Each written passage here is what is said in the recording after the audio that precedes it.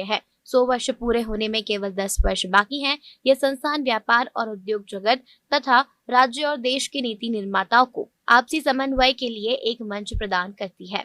उन्होंने merchant chamber के पूर्व अध्यक्षों की सूची की चर्चा करते हुए कहा कि इस सूची में किसी भी महिला का नाम नहीं है। मैं चाहता हूं कि समाज के कार्यशैली में कभी कभी हमारी बहनें बेटियां पुरुषों की तुलना में आगे हैं।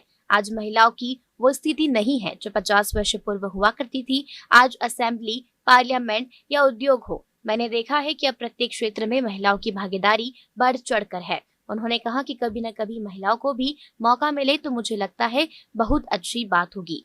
इस अवसर पर राज्यपाल उत्तर प्रदेश आनंदीबेन पटेल द्वारा मर्चेंट चैम्बर की special cover post master general का विमोचन और विरूपण किया गया तथा 90वें यशस्वी वर्ष के अवसर पर मर्चेंट चैम्बर की स्मारिका का विमोचन एवं विरूपण सतीश महाना जी विधानसभा उत्तर प्रदेश द्वारा किया गया।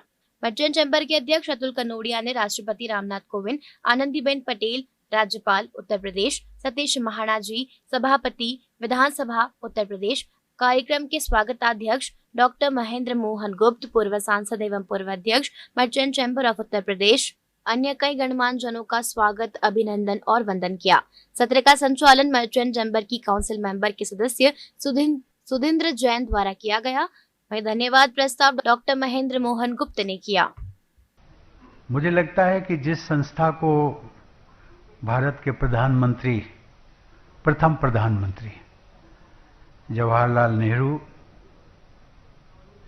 और प्रथम महिला प्रधानमंत्री श्रीमती इंदिरा गांधी और उसी के साथ साथ प्रथम महिला राष्ट्रपति श्रीमती प्रतिभा देवी सिंह पाटिल जैसे महान व्यक्तित्व के लोगों ने संबोधित किया हो, ऐसी संस्था के कार्यक्रम में भाग लेना मैं अपना सौभाग्य समझता हूं।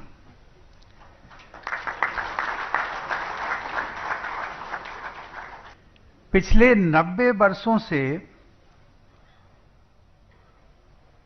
Merchant chamber of Uttar Pradesh उद्योग, व्यापार और वाणिज्य की प्रतिनिधि सभा के रूप में राज्य में औद्योगिकीकरण, व्यापार और उद्यमशीलता को बढ़ावा देता है।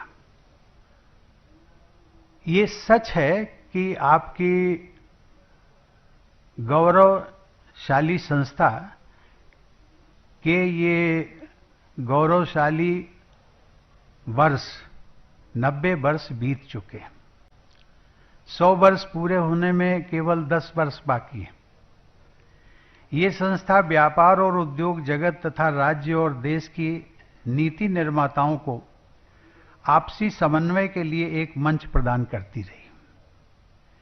इस संस्था द्वारा समय समय पर विभिन्न मुद्दों पर भारत सरकार और उत्तर प्रदेश की राज्य सरकार को दिए गए सुझाव नीति निर्धारण में अत्यंत सहायक सिद्ध होते रहे।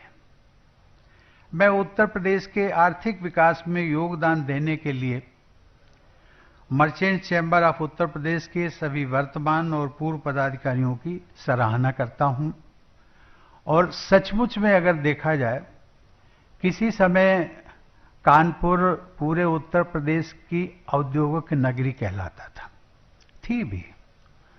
यहां पर पूरे उत्तर प्रदेश को यदि आप सामने रखें तो कानपुर का नाम पहले आता था। आज वो स्थिति नहीं है, लेकिन पुनः मुझे लगता है कि शायद ये जिम्मेदारी अब आपकी संस्था पर ज्यादा आ गई है। उसको आपको रिस्टोर करने में क्या चाहिए, और मुझे लगता है कि जो पदाधिकारी हैं, सक्षम पदाधिकारी हैं आप सब लोग, वो जो स्वर्णिम इतिहास था कानपुर का औद्योगिक नगरी होने का, यदि उसको वापस आप ला सकें तो ये कानपुर के लिए शायद इतना ऐतिहासिक नहीं होगा जितना कि पूरे उत्तर प्रदेश के लिए होगा।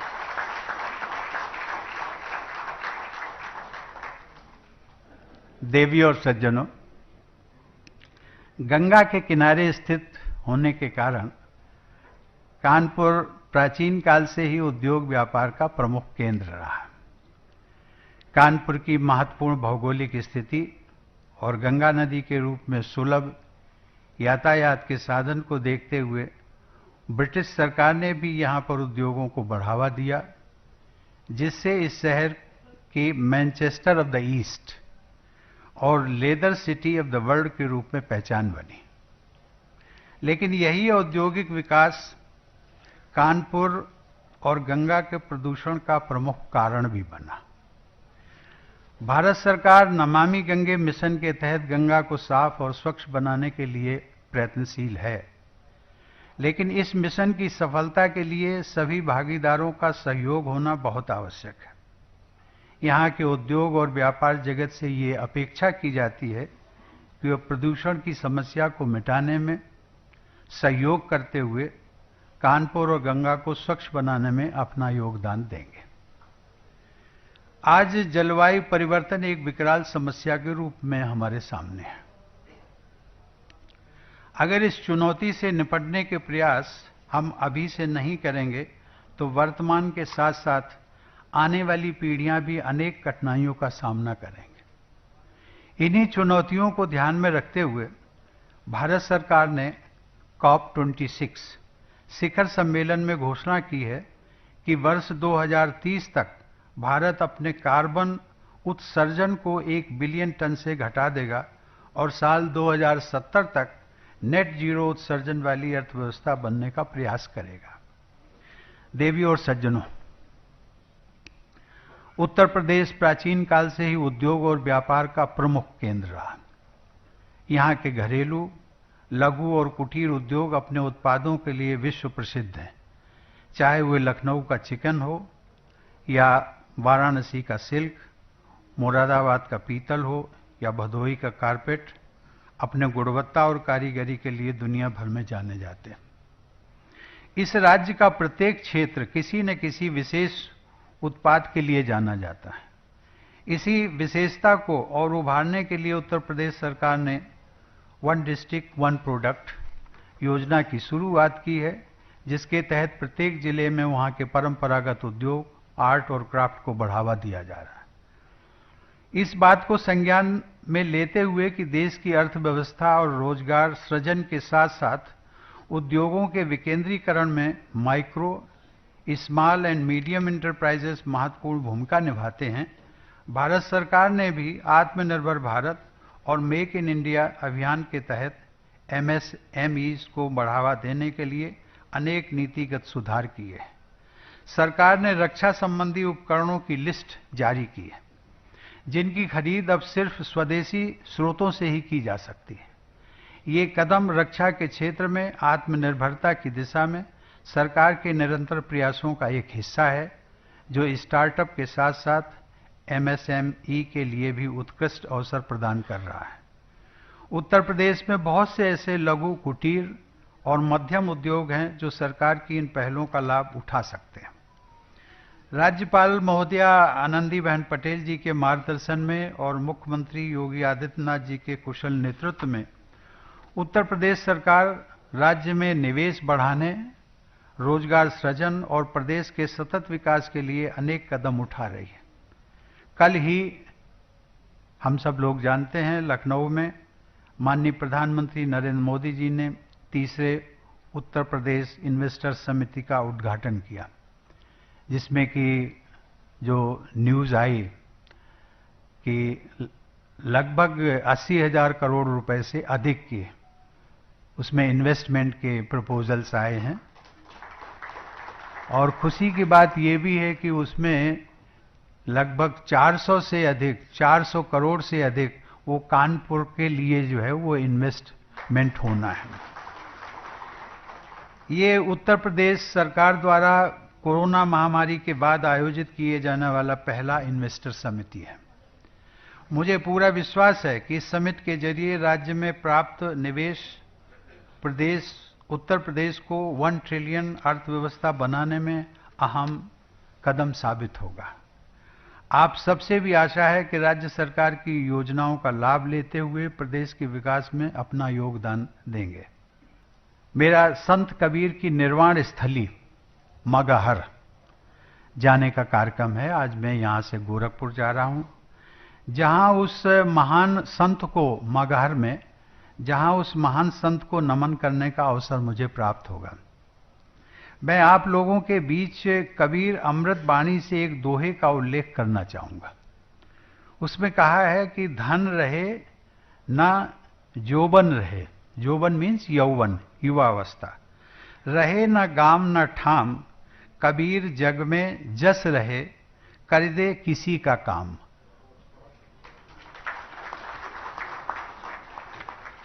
देवी और सज्जनों, आपकी संस्था अगले 10 वर्षों में 100 वर्ष की हो जाएगी। उसकी खुशी जितनी आपको है उससे ज्यादा मुझे भी है। किसी भी संस्था की यात्रा में शताब्दी वर्ष का एक महत्वपूर्ण स्थान होता है। यह अवसर अपनी पिछली यात्रा पर गर्व करने के साथ साथ भविष्य की दिशा दशा तय करने का भी होता है।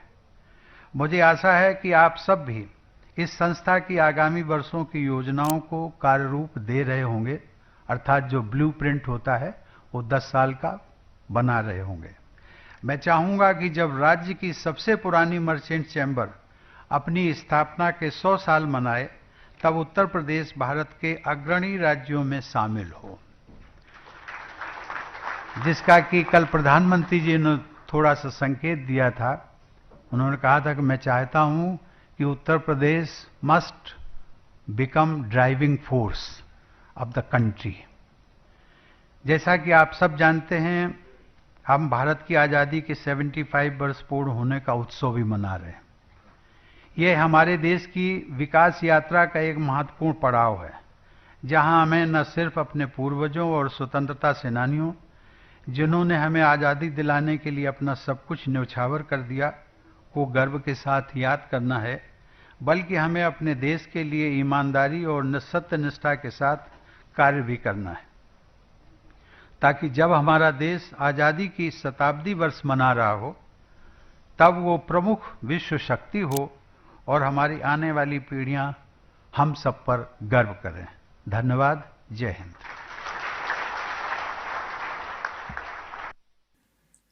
कानपुर से संजय मौर्य की रिपोर्ट।